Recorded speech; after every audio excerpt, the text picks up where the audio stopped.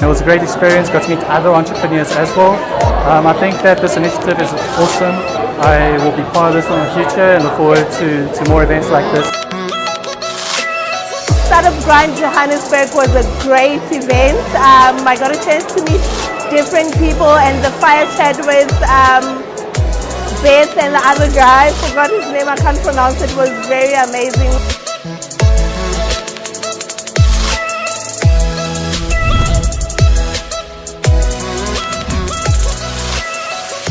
I'm not used to this much attention. Actually, my co-founder, Shivdasani, he's normally the one who's in the limelight. Yeah. He's the one who laps up the attention. I'm normally kind of just chilling and stuff. So yeah, thank you. Isn't it amazing though, all these people are here for you? Yeah, man. Like, I mean, thank you very much for coming. You know, this is really, I'm in awe actually. And how are you guys feeling? Are you feeling the vibe? Are you loving it? Are you loving it? Yeah. I feel good, man. I feel good. Yeah. That's amazing. Thanks for having me. Thanks for having me. Now let's get down to it. I just want to take you back to your background. Where are you from? Where did you grow up? So I'm from London, northwest London. I support Chelsea, not Spurs.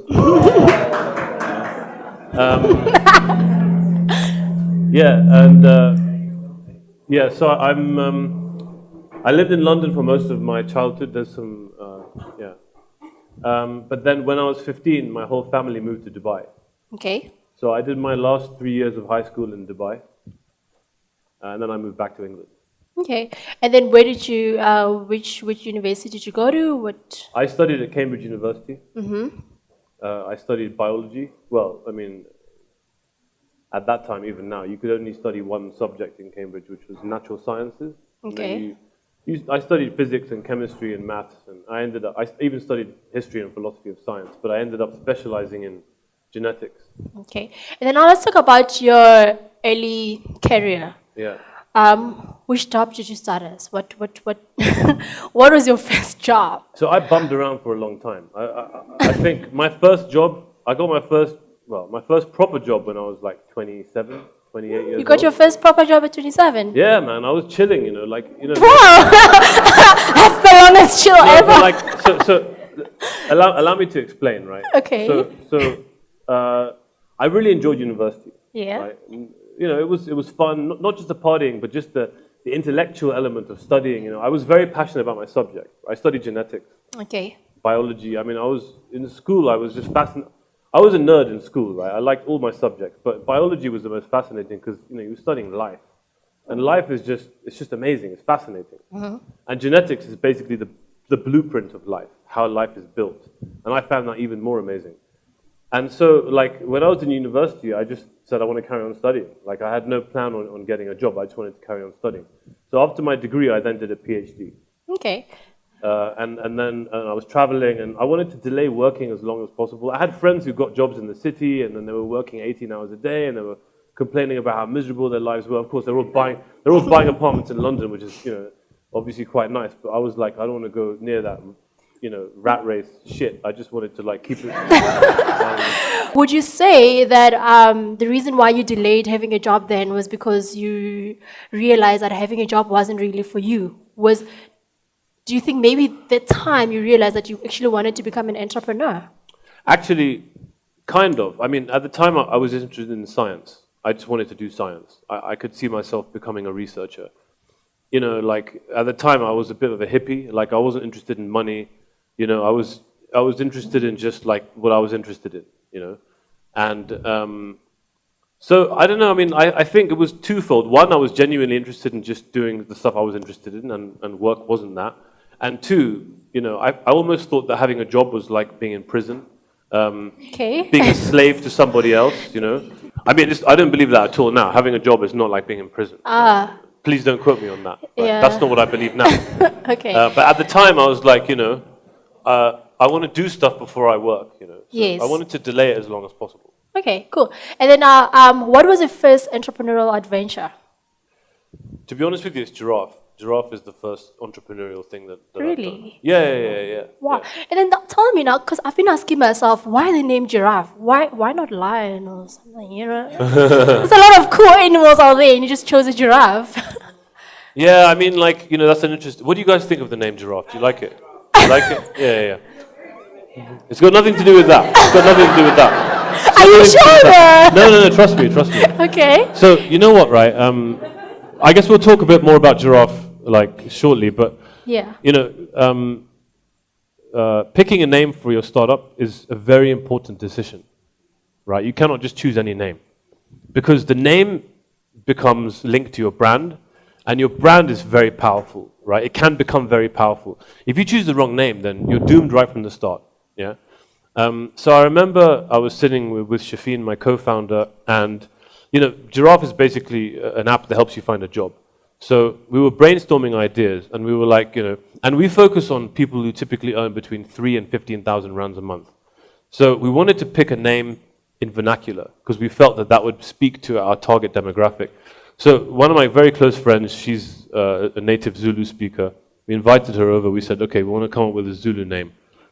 And we were brainstorming, and she was like, okay, why don't you call it Tola, which Okay. means to search for in Zulu, right? Oh, yeah. And we were thinking, you know, yeah, that could be interesting. And then Shafin actually said, yeah, we can, because in Shafin's head it was like taller, right? Yeah. And the first thing he thought about when he thought about taller was like, he was like, we can have a mascot of a giraffe, right? And then I was like, actually, you know what? If we make it a Zulu name, first of all, maybe we're going to be alienating non-Zulu speakers, right? Yes. And second of all, if we want to expand this internationally beyond South Africa, then no one knows what the hell Tola means in Kenya or And Nigeria, you always right? constantly have to keep Yeah. explaining yourself. Yeah, exactly. But Yeah. then this giraffe thing that he said, we can have a giraffe as a mascot, I was like, you know, why don't we just call it Giraffe, right? Because the giraffe is an African icon, and we're an African startup, right? Yes. Number one. Number two, we help people to find jobs, and we help businesses to find staff. And the giraffe has a tall neck, and it can search for things, it can find things, you know? And then thirdly, you know, what do you think about when you think of a giraffe? Like, how does it make you feel? Like I'm on top of the world. Like you just. No, above but like, I mean, everyone you know, like, else. what kind of animal is a giraffe? Like, what kind of animal? If you were to describe, gentle, yeah. What else apart from gentle? Oh. I'm not going to ask you why you think a giraffe is sexy. I'm interested, but I'm not going to have that discussion right now. What else? What else? Anyone? Okay. Yeah.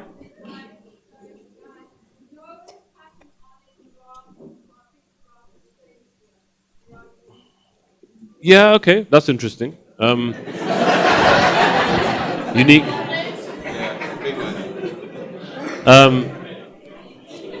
I mean, the giraffe is a friendly animal, right? It's a graceful animal. It's Yeah. amiable, and so you know, we wanted our brand to project an image of warmth and trust and reliability and friendliness. So we felt that was a good metaphor. So that's kind of why we chose giraffe.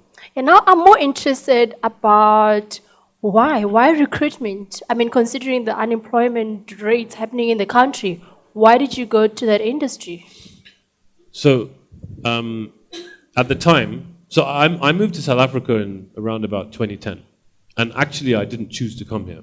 The company I was working for at the time, Delta Partners, it's a management consulting firm that specializes in telecoms. They sent me here to help kind of set up their offices in Joburg. And we were specializing in mobile, right? So we work with Cell C and Vodacom and MTN. So my background is, I mean, after science, I went into consulting, and then I got into mobile. Okay. And so there were two things that really struck me when I came to South Africa. One, the cellular infrastructure is very good, right? I mean, you have good mobile broadband, you have good mobile penetration, everyone's got a cell phone. It's world class, actually. It's on par with Europe. But the other problem is that, like, you know, hardly anyone has a job, right? And so really the idea behind Giraffe was, can we use the mobile device as a way to help reduce unemployment? That was kind of the two things which we were kind of, you know, putting together. Unemployment is complex. The economics of unemployment are complex. I mean, Yes. by no means do we think that we can solve the unemployment problem. Many things aside from this need to be done. But when you think about, you know, especially medium-skilled job seekers, those people who earn between 3 and 15,000 rands a month, you know, they typically live in townships, they typically live far from business areas, they typically don't have, you know, full access and visibility to opportunities, right? it's like a barrier. There's like a massive gulf between, you know, Santon and Tembisa, for instance, or Santon and Soweto. And we really wanted to bring down that barrier, to like bridge that gap. And we felt that the mobile device was the right thing to do that. And how do you reach those people?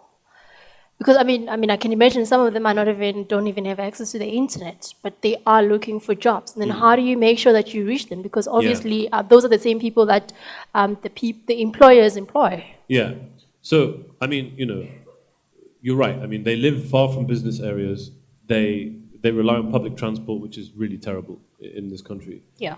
And you know, they don't have broadband at home or PCs at home, right? But the beautiful thing is everyone's got a cell phone. Not necessarily a smartphone, but everyone's got a cell phone. So really the idea behind Giraffe was the lowest common denominator is a cell phone. What can we do to help people use their cell phone to access opportunities?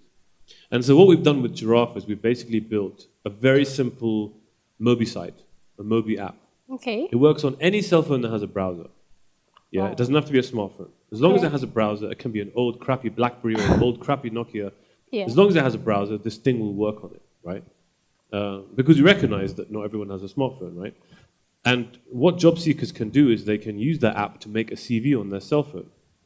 And it's completely free. And when I say free, what I mean is that we partner with Vodacom and Celsey to make the data charges zero.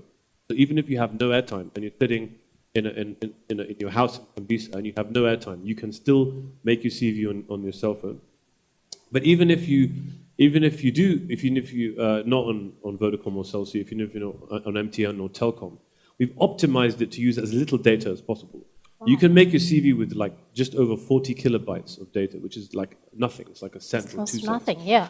And because we wanted to bring down the barriers to access, you know, when we first launched Giraffe, actually, we spent like 2 weeks in Tembisa, and we were speaking to people and understanding what mobile device do you have, how much airtime do you have. We found that people had no airtime. And because initially the idea was to use SMS for them to register, but we found even that is prohibitive because people don't even have 2 cents to send an SMS. So we were like, how can we create something that is completely free? And that's basically the thinking that went into developing this app. We developed it with our target customer or our target user in mind. And because it's free and because you can do it in less than 10 minutes and because you can do it from anywhere, that's helped us to, you know, now we have a database of almost 500,000 job seekers. Wow. And we've done this in 2 years. And it's growing by about 1,000 a day, and with us doing almost no marketing. Because, you know, it's free and it works. You know. That's pretty amazing. And then now your system is fully automated, right? Yeah. Now, everyone is always talking about how automation is taking over jobs. You're in the recruitment sector as well. What can you say about that? So you've touched upon a bit of an irony here, right? Because we have developed a fully automated system that effectively can replace all the recruitment agencies in South Africa. Did you hear that? But the idea is that we're going to be able to create more jobs than we replace, if you like. Of course, yeah. So I think, you know, automation and technology is important, right? Automation and technology have given us so many things, right? They enable us to do more with less. They enable us to create value from fewer resources. And that's really important, especially in an economy like South Africa, where we're struggling big time here. There are major problems here. And we need to find ways of creating value. We need to find ways of growing the economy. And technology is a great way of doing that, right? You know, and I would encourage all entrepreneurs to use the power of technology to create value. The flip side of that is, you know, the reality that in time, people are saying that technology is going to replace jobs. You're already seeing, I don't know how many people have been to San Francisco recently, but there are now self-driving cars driving around the suburbs of San Francisco. Yeah. You know, companies like Uber are investing a huge amount of resources in developing self-driving cars. I think people are saying between 2020 and 2030, you're going to see massive proliferation of self-driving cars. And that has implications for job displacement in the transport and logistics industry. And you're going to see more replacement. It's going to happen, right? I think that it's inevitable, but I think a lot of people are paranoid about the speed and scale at which it's going to happen. Yeah. Right? In developed economies like the US and Europe, it's going to happen to a greater extent than places like Africa and South Africa, right? It's not like next year we're going to have all our jobs replaced. It's not going to happen for a while. Yeah. I think it will take time, but it will happen. So, but then initially, Giraffe, did you start out as an automated recruitment system, or you adapted along the way? It didn't start off automated. We had to.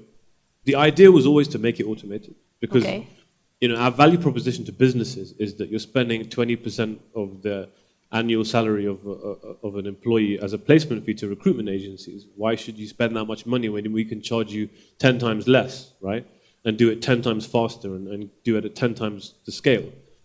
Because recruitment, I mean, maybe I'm digressing here, recruitment is an industry that has not been changed for decades, right? It still is the way it has always been. And it's ripe for disruption, I think. There's very little innovation that's been happening in that industry. And technology's got to the point now where we're ready to disrupt that industry. But I mean, when we started Giraffe, we needed to figure out what we needed to automate. None of us come from a recruitment background, right? We come from a mobile background, a technology background. So the idea was, let's do this and see what we need to automate. So the first version of our platform, the Mobi site was a Mobi site. We had to build that for job seekers to register. But the rest of the thing, the way we contact candidates and schedule interviews and set up interviews and screen candidates, in the beginning that was done manually. And we had to do it manually because we needed to know what to automate. Yes, of so course. We did it manually, and Shafina and I were sitting in the office SMSing candidates manually. This was 2 years ago. And we were like, it was ridiculous. We spent hours doing this, but then we realized what we needed to automate. Of course, So bit by bit, we've automated it. And over the last year and a half, we've automated more and more and more and more and more. And now we got to the point where we are highly automated, but there's still more automation we can do. Manually, yeah. And then I want to talk about your team. Giraffe consists of what? The 3 co-founders? There's 3 co-founders. How did you get the team together, and how did you decide to, what got you to a point where you said, okay, I'm willing to work with these people, I want to work with these people, and what attracted you to them? So Shafin and Bradley are the 2 co-founders. So there's the 3 of us. Yeah. Shafin and I used to work together in our previous company.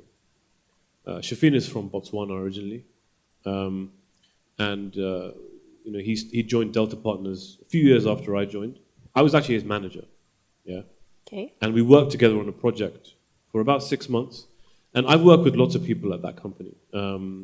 With a consulting company, teams form and migrate, and you work with lots of people. Some people you get on with, some people you really don't get on with. Yeah.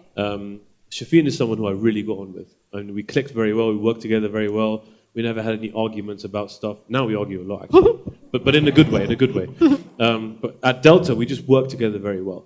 And at the time I was thinking, I would like to do a startup, and I was thinking, he would be a very good co-founder. Yes. And then the funny thing happened was that the partner in charge of the office actually put both of us on a special project, which was to investigate digital opportunities in Africa, right? Wow. And we were like, okay, this is interesting. It was like a 3-week project we were doing, and we were like, cool, we're getting paid to actually research our next startup, right? Which was pretty handy. Yeah. So we were sitting there, we were doing research, we were doing analysis. And actually, that was when we came up with the idea behind Giraffe, because, we were looking at what can we do in Africa which Silicon Valley will not compete with us on. So supposing you try and set up Uber in South Africa, or an Uber-like thing, then the guys in San Francisco, they have much more access to capital. Ahead of us. It would be foolish to try and compete with the guys in Silicon Valley because they would just destroy us. Yeah. So we were like, if we can find a business or a problem that's unique to South Africa that the guys in Silicon Valley are not really looking at, then that's kind of the angle. And that's kind of where we started looking at specific South African problems. Health, there's tons of problems in South Africa, unfortunately. Yeah. And we felt that unemployment was a big one, and access to jobs was a big one. So that's kind of where we ended up. I think at that stage we kind of said, okay, cool, we're going to do this. We're going to quit our jobs. We're going to invest our own money, our own savings, and set up the company together. And then the thing is, neither of us can code a single line of code, right? So we left our jobs. We were sitting in our new office, and we were like, okay, now what do we do? We want to build this thing, so who's going to build it for us? So we started looking for a technical co-founder. Wow. And we were like, we need to find the best developer in South Africa. And we were like, I don't care what it takes. We have to find the best developer in South Africa. How easy is it really to find the best developer? It's impossible. Oh my God. It's difficult. So we were like, it took us months, right? And Okay, just hold on. Where do people look if they want to find best developer in the country? it's a secret. Well, I'd love to know. If you pay me, I'll tell you. No, we'll talk about it after this. Man, I'm You see, joking. I'm not the only one who's interested. You know what? There are not enough developers in South Africa. We need more developers. We do, hey? For me, developers is a scarce resource. If we have more developers, we'll have more startups. If we have more startups, we'll have more, you know what I mean? Yeah. We don't have enough developers here. But anyway, I mean, we were asking in our own networks. We obviously tried to advertise on job boards, which generally are pretty useless.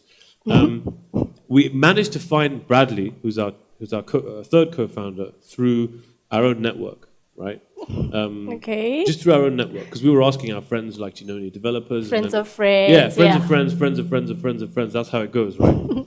And then we came across Bradley, who's Shafin and Bradley have a mutual friend, and we started talking to this guy. Now, Bradley is a genius. Went to Rhodes University, came top in his year every Wow. year. Wow. Okay. He got a bursary from Telkom.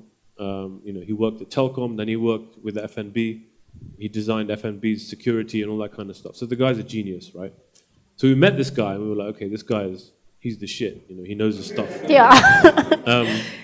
Was it easy though, luring him into your startup? Look, I mean, we had to have a very honest discussion. I wouldn't like to use the word lure, right? Okay. I mean, at the end of the day, it sounds like we're this kind it can of get trap, really difficult. and you have to lure someone into it. No, man. Yeah. We basically said to Bradley, look, this is what we want to do. We want to develop a completely new type of technology that can help reduce unemployment in South Africa. And I think the reason Bradley liked it and the reason we liked him was because he's a guy with a big social conscience, right? He's a techie and he's a genius and he wants to build cool technology, but the concept, the prospect of building a cool tech platform that can actually help people, I think that's what sold it to him, right? And when he said, look, I love the fact that you're helping people, that's kind of what sold it for us as well. Because at the end of the day, Giraffe is a tech company, it's a tech startup. We want to build a massively successful, profitable business. But for us, the social angle is critical, right? We want to help people to get jobs. We want to help reduce unemployment in South Africa. We want to help reduce inequality. We want to help reduce poverty. For us, that's the most important thing. And everyone we hire in the company has to share that ideal and principle. Because, it's not just about making money. It's not just about building a successful business. Yes. It's about creating impact. Of course. It's about helping people.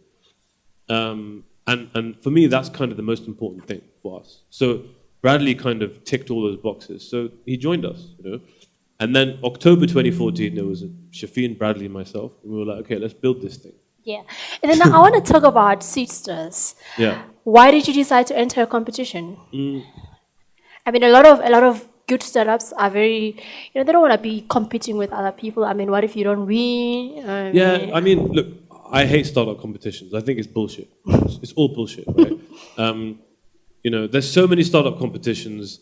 At the end of the day, the startups are the product. They're just being showcased like a beauty pageant. Yeah. Right? They're just using you to promote themselves, right? Yes. So I'm super skeptical about competitions.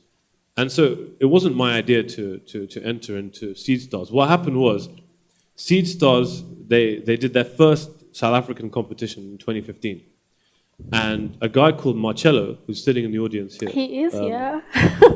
Great guy, Marcello. Yeah. No, I'm serious, man. He's awesome guy. No, he's a great guy, yeah. Awesome guy, man. I mean, he recently left Seedstars and now works for Yoko, which is another fantastic South African startup. Yes, yeah. I know the co-founders very well. So Marcello emailed Shafin. I think he'd read some news article about us. We'd literally just launched. This was in March 2015. And said, look, we would love you guys to apply for the competition and participate. And Shafin came to me and was like, man, I got this email from these Seedstars guys. They want to invite us to participate in this competition. I was like, man, this is bullshit. We have work to do, right? Let's forget about this. We have a business to create, run, yeah. and we haven't got time for this stuff, right? But then Shafin was like, listen, I'd really like to just try it, just to pitch. I just want to have practice pitching. And then I was like, okay, fine. I was like, okay, cool. We can do this. You can have a go, right? You can enter the competition on 2 conditions. One, it must not interfere with our work. So we're still going to hit our deadlines. We're still going to get our stuff done. And two, you have to win, right? Wow. I told Shafin, I'm not going to accept if we don't win. Yeah. Of course I was joking. But he took it seriously, right? Wow. So he was like, okay, shit, I better I better win. Yeah, we better win. And he won, right? So Yeah. you know, so it was almost 2 years ago to the day. Actually, I think it was July 2015, where in this Standard Bank incubator, Giraffe and Shafin in particular competed against, I think, 15 other startups from across the country. Yes. And we managed to win, you know. And then, how did you stand out from all the other competitors? What would you say are some of the checklists, you know, when it You comes just to... need Shafin, man. If you have Shafin, then you're going to win. Okay. And then, yeah, you saying? No, go on, finish your No, question. I was actually going to ask, how did you then make your company to become investable? Because now you even competed worldwide and you even won. Yeah. Because a lot of people, it's very difficult to compete with other startups across the other side of the globe. So how did you make your company to become investable? So there's two things here. There's the competition and then there's the investable thing, which are very different. I'll explain. Yeah. In terms of, I think, where we stood out in the competition, look, I think Shafin is an excellent presenter. I think he prepared very well. I think he presented with his heart, with his soul. If you put your soul into something, then I think that's the key difference. You have to put your soul into it. You have to put your heart into it. And he did it. But I think that, you know, aside from that, and delivering a great pitch, I think we genuinely had an idea, a concept that had meaningful social impact, right? And I think that was something that really stood out. I think we had good traction. I think by that time we'd already got, like, you know, I don't know, 20,000 job seekers registered. We'd already got Nando's and Uber as customers. And we could talk about that traction. We could talk about that success. We could talk about early victories. I mean, at the end of the day, right, when an investor or a competition judge looks at you, they don't care about the idea. Absolutely, yeah. What they care about is what are the results? Do you have customers? Do you have big brands willing to pay for your service? I mean, because that speaks more than anything else, right? So I guess you would say... The idea is irrelevant. It's the progress, it's the traction that's important. I totally agree with you on that. And then now we're just going to take some few questions from the floor. Does anyone have a question for Anish? Don't forget to tweet, #StartJHB. I'm going to nag you for this one. Hi. Just say your name and your question. My name is Daryl and I've got two questions. Okay. I wrote them down. Just quickly, how did you market your business when you got started? How do we market it? Yes, how did you get the word out there? And When how do you you make money started. at the moment? Okay, cool. So, so just to reiterate, Giraffe is basically a marketplace, right? We have job seekers who create CVs, and then we go and bring companies and they hire the staff from us. And we do the sourcing and screening and contacting and interview scheduling automatically. So we're like an automated recruitment agency. So how do we market in the beginning? In the beginning, Shafin and myself printed out a bunch of flyers, and we went to taxi ranks in Tembisa, in Randburg, in Soweto, in Alexandria, and we went to taxi ranks at Russia and we handed out flyers ourselves.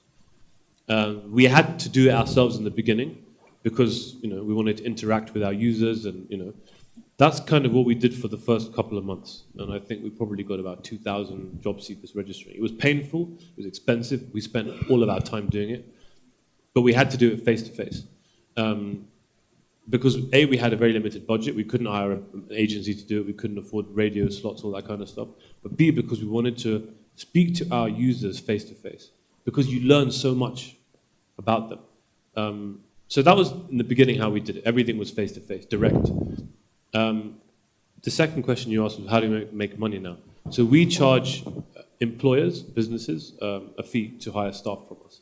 We charge nothing for candidates, zero, completely free for job seekers. We monetize the employer because they're the ones who have money. Are you answered? Marang? So my name is Marang. I run a company called Business Process Mechanics, right? You made a statement earlier that says there's not enough developers. I think I tend to disagree with that because I think that there's a lot of developers, they just don't understand the value chain that there is to the business. So they can't develop a USP specifically for businesses. So they're waiting for work to come for them, and they're not willing to seek that work. So you mean they're not businessmen? They're not businessmen. But do So they need to be? say that again? Do they need to be?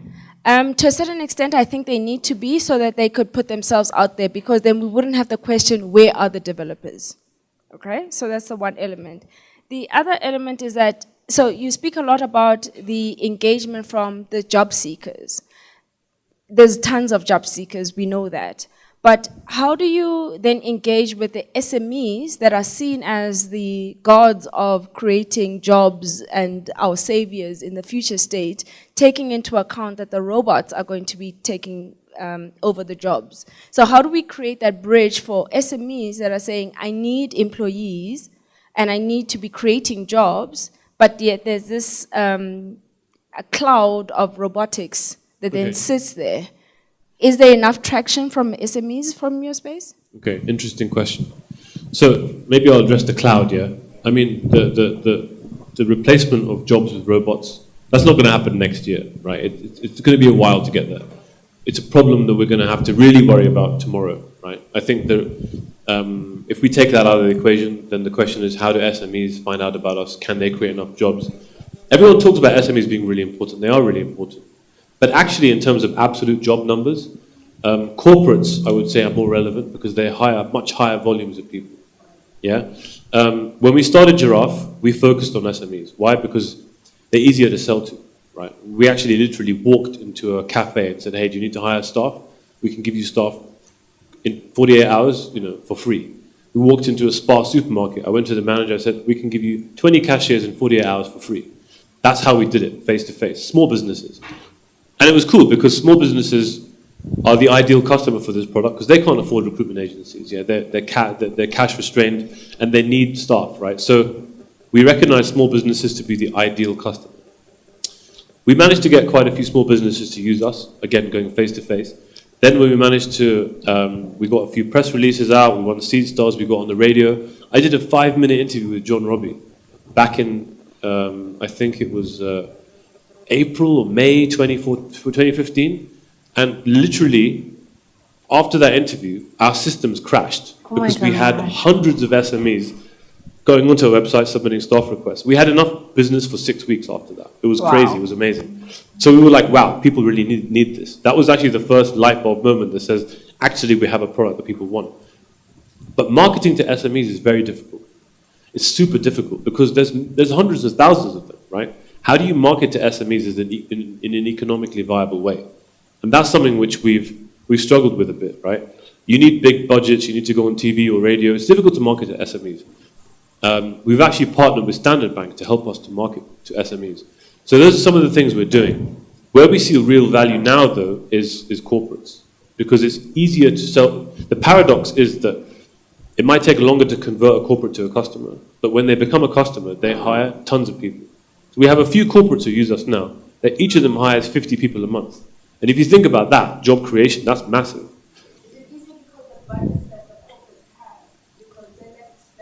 Yeah, so it's partly because they have more money to spend, but also because they have thousands of employees and they just need more people. So SMEs in totality might need more people, but as individual SMEs will hire one person or two people every 3 months. So what do you think needs to change? What needs We need to let other people ask questions. No, so I'll tell you what needs to change, right? I mean, for SMEs to flourish, you need to have an economy that grows. You need to have increase in demand, right? The fundamental economic situation in South Africa has died. We're in a recession right now. I think we're the only South African country that's in recession. Even South Sudan is not in a recession. And South Sudan is an anarchy. Even Somalia is not in a recession, and that's an anarchy, right? So if you think about that, we are the sick man of Africa right now. This country is a mess right now. So what needs to change? I mean, look, the fundamental economics need to change. We need to get back to 4-5% growth, and then the SMEs are going to flourish. So, unfortunately, we would love to solve the problem, but we can't. The fundamental economics have to change. Okay, we can take another. Yes, Harry? Okay.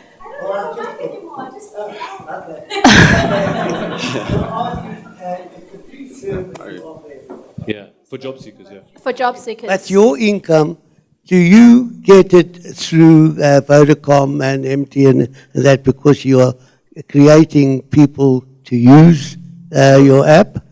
So does your income then come from employment agencies? No, it comes from employers, businesses.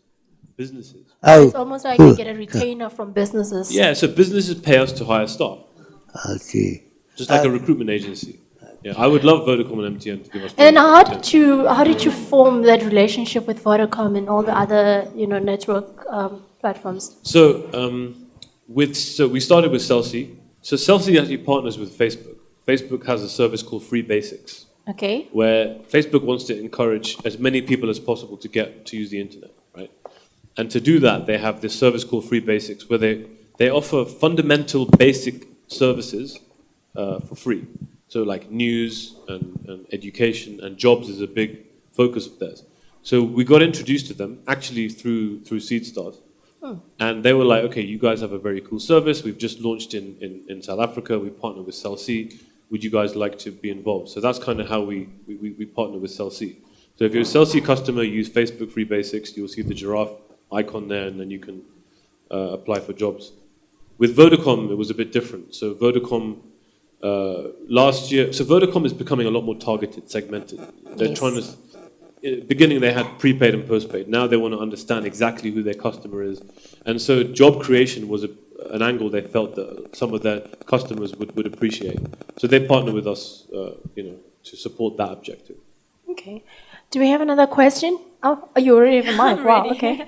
Hi, how are you? I'm Zianda. I just wanted to ask. Use the mic. How do you screen your candidates? So how do you perform criminal record checks? Because I know, traditionally you go into a recruitment agency and they take your fingerprints. How do you guys do that now that it's automated? It's a good question. So obviously, when a job seeker makes their CV on Giraffe, they give us their ID number, so they have to have a South African ID, and they give us a cell phone number, which we validate. So those are the two key pieces of information which we have. Our database is linked with the Department of Home Affairs, so that whenever we schedule interviews or invite candidates for interview, we automatically check the ID number and the name, we make sure they match, we make sure the ID number is valid. We do that basic check as standard, right? And that's just a hygiene security check. In terms of other checks, right, we partner with a couple of 8 organizations that can do criminal checks. Now, normally what happens is that we'll send candidates for interview. If the employer likes them, only after the interview they may ask us to do a criminal check. And they do. We have to charge extra for the criminal check because it costs us money to do the criminal check. We find the criminal check service is very popular with SMEs, because SMEs don't have the facilities. So usually we do the criminal check for SMEs if they ask for it. Sometimes they don't ask for it. For our larger corporate customers, they generally have their own infrastructure and their own fingerprint machines on their premises. So they normally do it themselves.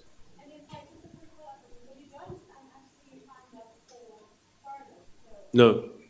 Right now we don't. We would love to, but it becomes very complicated because for foreigners, then you need to be able to validate their visa to make sure their visa is valid, and that becomes very complicated because then you need other integrations with Home Affairs, and it becomes complicated to do. Down the road, we would like to do that, but currently we can't do that. We don't do that. Okay. Hi, my name's Jonathan.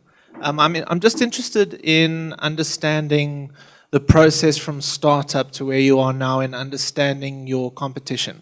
So when you first started, who did you see as your biggest competition, and what did you learn from them in terms of what you needed to do that they were doing and what you needed to do differently? And how has that changed since then? So who do you now see as your biggest competition, and what are you learning from them, and how are you trying to adapt? It's a good question. I mean, look, we don't come from a recruitment background, so in the beginning we had to figure out who's doing this, how are they doing it. I think the two main competitors that we figured out when we started was job portals like Careers24 or PNet, right? Because people are using them to source candidates. And then recruitment agencies, right? Like Quest or Kelly or whatever. We felt those were the main two competitors, right? I guess the other competitor is just apathy, word of mouth. People just do it themselves, yeah? And I think speaking to our customers was key in understanding the competitive landscape. And it's actually quite complicated because some customers who use recruitment agencies, for them, Giraffe is a cost saving, right? And so our differentiation is speed, but also price, right? And I would still say that many of our customers are switching from recruitment agencies to us because we give them a better service, a faster service, a cheaper service. But then there are customers who never used to use recruitment agencies. And for them, Giraffe is an incremental cost. So it's not a saving, it's actually an additional cost. So our value proposition is different from them. And for them, maybe they use job portals, right? And so then we have to explain why Giraffe is better than a job portal. So what we found is that there isn't a single competitor. It depends on what customer you're speaking to, whether it's an SME, whether it's a corporate, whether it's an insurance call center company, or whether it's a customer service call center company.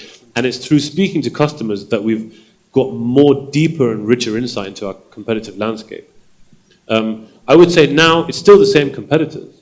There are a couple of others that we might have, realized, like applicant tracking systems. We never really understood them, but that's HR software providers, if you like. We're realizing that they potentially are a competitor. And whenever we've understood our competitors more, it's enabled, and our customers' relationship with our competitors, understanding the nuances and the specifics and the granularity, that enables us to understand, okay, how do we differentiate? What changes do we need to make to our product? Our product is still evolving, by the way. We make changes to our product every day. Our product is not finished. By no means is it finished.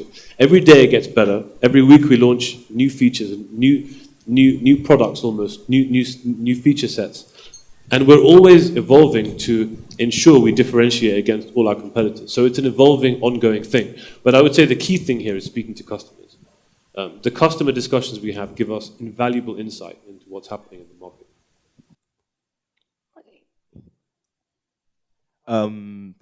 Thank you. So my question is more about strategic partnerships, but I think for the sake of context, we run an e-commerce platform called Campus Plug. And Campus Plug is a marketplace where students and youth entrepreneurs create online stores, we warehouse their goods and handle fulfillment management and that sort of thing. In terms of strategic partnerships, at what point are you ready to start pursuing strategic partnerships with major corporates? For instance, your partnership with Vodacom and Cell C, Uber's partnership with Google, for instance. At what point are you ready, number one? Secondly, what did you use to leverage their buy-in? And thirdly, what lessons around that did you learn that you think could be adaptable to a youth-orientated platform like ours? Thank you. Some very good questions, actually. Yeah. So I think that before you try and embark upon a strategic partnership, you at least need to have a product that's working, right? And you need to prove that it works, right? So in our case, we didn't even bother speaking to anyone until we had lots of job seekers and a couple of customers, right? And we could see that people were hiring through the platform and it was working. I think then you need to think, okay, what type of partnership should we try and get, and how can we get value? Because a partnership is about give and take, yeah? You get something from them and they get something from you. And there has to be, it has to be equal, there has to be symmetry, it has to be a balanced type of thing. It's not like I get everything from you and you get nothing from me. That kind of thing never works, right? So I think probably once we had some customers and some users, then we were like, okay, let's explore what kind of partnerships we can do. So maybe we can start off with, say, Standard Bank, right, who became a partner of ours. Because we won the Seed Stars competition, which was hosted in the Standard Bank Incubator, we then started building a relationship with Standard Bank. We were like, okay, banks, massive organizations, there's a couple of angles where we can work with them. They can become a customer of ours. In fact, Standard Bank is a customer of ours now. But what really interested in us at Standard Bank is that they have hundreds of thousands of small business customers, and we felt that they could maybe be a channel to target those customers. So, we asked the incubator guys, Jayshree, to make an introduction to the business, to see if we can, find an angle. And, we were like, okay, these guys have hundreds of thousands of customers. That's useful for us. What can we give them, right? I'm just giving you an example to see how this thing can work. So what can we give them? Well, there's a few banks in South Africa. They're all competing with each other. They all hate each other, right? They're trying to figure out how can they, outflank each other. So what we said to Standard Bank was, look, you guys are trying to compete with FNB. FNB is very digital. You guys need to do some cool digital stuff that can differentiate yourself. So we said, if you partner with us, right, and kind of market Giraffe to your small business base, we will give them 1,000 rands off their first placement, and it's exclusive to you guys. So it enables you to differentiate against, FNB. And all small businesses need to recruit people, right? So we felt that it could be a nice value add that you're giving your small businesses, unique to Standard Bank, It would help promote Standard Bank's brand as an employment creator. So all these things we kind of put together, and we found that, okay, this partnership could really work, We managed to put something together, and this thing went live at the end of last year. This partnership went live at the end of last year. I think the key things there has to be a good give and take balance. I think the final thing you said, what do you need to look out for to make it work? Doing a partnership with a corporate is really difficult. It's really difficult. And I think the issue is that corporates are massive, bloated, bureaucratic, political organizations that take millennia to make decisions. And one should never pin one's hopes on my business will be successful if this partnership succeeds. The partnership should be just another thing that you guys do to help improve your business. But it can never be the only thing that makes your business succeed, right? Absolutely, yeah. Right now, actually, we get more SMEs using us from non-Standard Bank channels than from Standard Bank, right? So, and I think the Standard Bank partnership can become much better than it is right now. But I would just caution, big corporates here are a massive pain in the arse to deal with. Whether they're banks, whether they're telcos, they have other stuff to do, and you're just like a little pimple, a startup. They just don't give a shit about it, right? So keep doing your thing, right? If you can find an angle, go for it. But never let that, I hope that partnership should never be the thing that makes your business, because it's not going to be. Yes?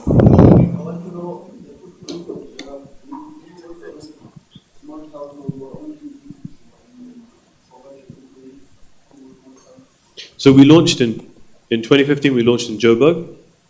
And then in 2016, we expanded to Cape Town and Durban. And then 2 months ago, we expanded nationwide.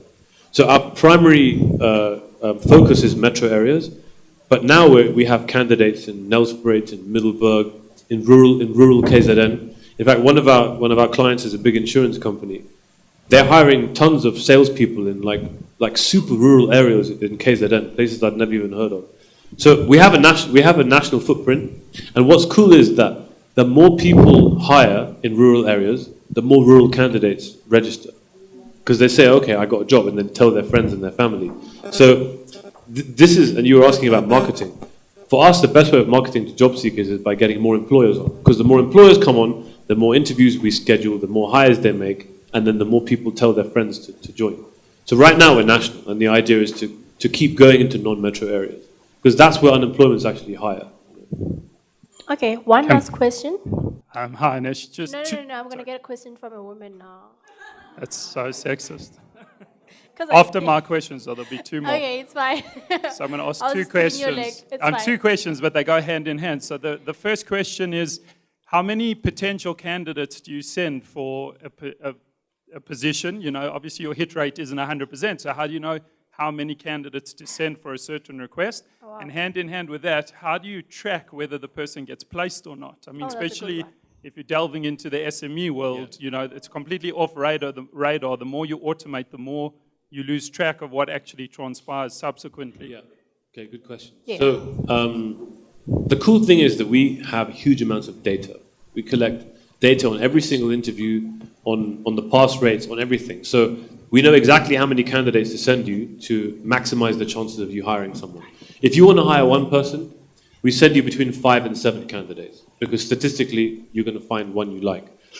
That 5 to 7 to 1 ratio actually decreases with volume. So if you want to hire 10 people, we'll send you maybe 30 candidates. And it also depends on the industry. So if you're a call center, we know that our hit rate is very high. Whereas if you're a new type of industry that we haven't worked with before, then we'll send you more. So the rule of thumb is, say, between 3 and 7, depending on industry, depending on volume. In terms of your second question, how do we know if someone's been hired? So what happens is, the day before the interview, our system will automatically email the employer. And the email will contain a link, and the link will contain a list of all the candidates that have confirmed to attend, and it will have a feedback form. Did they attend the interview? Did you offer them the job? To give them a rating out of 4 stars, kind of like you'd rate an Uber driver. And the SME needs to give us feedback on that feedback form. And as soon as we get the feedback, we then automatically reject the candidates that were unsuccessful. We automatically accept the candidates that were successful. Now, if the SME doesn't give us feedback, we assume they didn't hire anyone, and the candidates will get other job offers. So SMEs are incentivized to tell us who they hired, because otherwise we'll poach their candidate. And it works pretty well. So generally we get feedback pretty quickly. And we've automated the feedback so that if you don't give us feedback, we'll automatically email you and pester you and piss you off until you've given us feedback. Yeah, and we just hassle people basically. But our emails hassle people. But the cool thing is it looks like it's coming from a person. It's actually automated. It's funny, we've automated everything. All our emails look like they're coming from a real person. Wow. Some people actually try and have a conversation. Most people can't even tell that it's a bot that's doing it. Wow, So, but yeah. that's super amazing, I think. Yeah. Okay. Huh? No. Sandra's is saying no. No question. Okay, so I just have a question from my side now around Seedsters. Would you encourage any startup to actually enter a competition like Seedsters? I mean, look, you need to know why you're doing it, right? Yeah. I think that Seed Stars, and again, look, I mean, I was saying very disparaging things about startup competitions. The irony is Seed Stars has been fantastic, right? Winning Seed Stars has given us massive PR. In fact, we got Omidyar Yeah. our investor, Omidyar Network, we got them to invest in us because they heard about us after we won Seed Stars, right? So startup competitions that have good reputations. Yes. So there's some big ones. Seed Stars is now, I would say, arguably one of the best startup competitions in South Africa. And it's global. Winning and entering those competitions can raise your profile. It can give you free PR. It can put you on the map. And also on the partnerships as well. And then it's up to you to take advantage of that PR, of that visibility. But I would discourage startups from just entering all the competitions, right? Because then you're going to spend your time entering competitions and not running your business. Yeah. The key focus of setting up a startup is to set up a startup, run your business. Yes. And that has to be your primary focus. And yeah, if you get an opportunity, enter, but spend as minimal amount of time on it and try and maximize what you get out of it. So look, Seed Stars, I mean, the cool thing about Seed Stars now is that all Venture Burn and Disrupt Africa, you know, they'll write about you. Of course, yeah. And then you can put those articles on your blog and you can leverage that PR, because PR is valuable. But know what it can do and don't expect it to like be the be-all and end-all. That's what I would say. Okay, and then just to wrap up, what does the future hold for Giraffe? Where do you see yourselves in a few years' time? We have a long way to go. I mean, we've been lucky. We won these competitions. We managed to get a Silicon Valley investor. You know, our business is growing, but it's hard. It's difficult. Like, I mean, by no means do I want to portray the image that like it's been super easy for us. It's been really difficult, right? I mean, it's hard, man. Setting up a business, building a business, dealing with shit every single day is difficult, right? And so I don't want to portray this image that we are super successful and life has been easy for us. Life has actually been hell for the last 2 years. I'm being honest. And so we are far from successful. I would not consider ourselves to be successful yet. We have to continue growing. You know, we have to start to become more profitable. We have to start servicing more corporates. You know, we want to start to expand internationally. We want to basically be the largest platform for medium-skilled employment in multiple emerging markets. That's where we want to get to.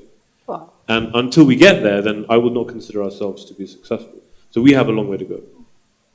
Okay. Lastly, what is the one advice that you can give to somebody who, you know, wants to start a business or wants to become an entrepreneur? Don't do it. Is it that bad? No. But look, so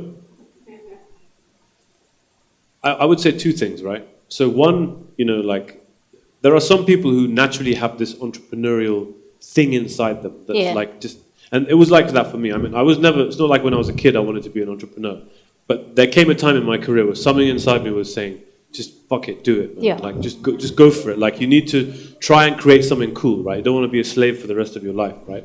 If you have that thing inside you that says you should do it, right? then you should do it, because otherwise you're going to regret not doing it if you don't do it. So, but that thing has to be there, right? Some people it's not there, that's cool. Some people it's there, do it, right? Let's do it, if it's there, then do it. But if you decide to do it, yeah, then just be prepared for what you're going to be experiencing, right? Because however difficult you think it's going to be, times that by 1,000. And it's probably more difficult than that. Yeah. Yeah. It's really difficult, right? And so I think that you need to have the stomach and stamina and resilience to be able to manage all the shit that you're going to go through, right? And you need to make sure that you take the correct risk. So if you have no savings, then maybe it's not a good idea to do it, because you're going to be put under severe financial strain. So if you're going to take that risk, make sure it's a calculated risk. Make sure you save up a bit of money. Make sure you can live for the next 18 months without struggling, right? Yeah. These are things which you need to be a bit smart about. I mean, like, I knew that I wanted to do a startup long before I actually did it. I knew that I had to save money. I knew that I had to be able to invest money in the company and, survive. So you basically have to prepare yourself. Yeah, so you have to kind of make the right preparations. I mean, the reality is that as soon as you do that, set up a startup, then you have a runway, which is the time until your cash is going to run out. So you need to understand that financial reality is a reality, right? But I think so long as 1 and 2, the boxes are ticked, then, then give it a go. I think we need more entrepreneurs in South Africa. Yeah, we do. I think we need more people who have the balls to jump in and do it. I think that, again, going back to the discussion we were having earlier, we are in dire economic straits right now, right? And we need miracles to help us change the situation. And every startup that's successful is a miracle, right? So that's why I think that I would totally encourage it, but just don't do anything stupid. That's what I would say. Yeah.